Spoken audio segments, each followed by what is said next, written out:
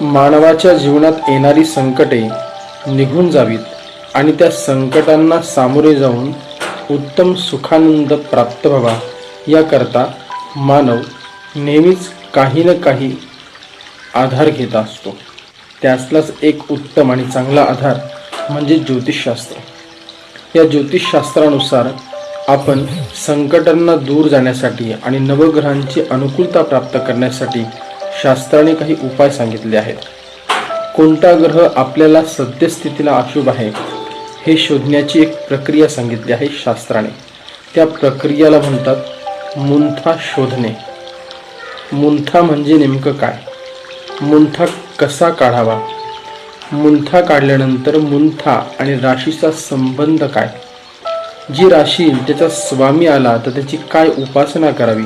त्याचे धातू, उपरत्न, वस्त्र, दान, जपसंख्या ही कशी हे आपण पाहणार आहोत. लवकरच नवीन व्हिडिओ घेऊन येणार आहोत. मुंथा विचार.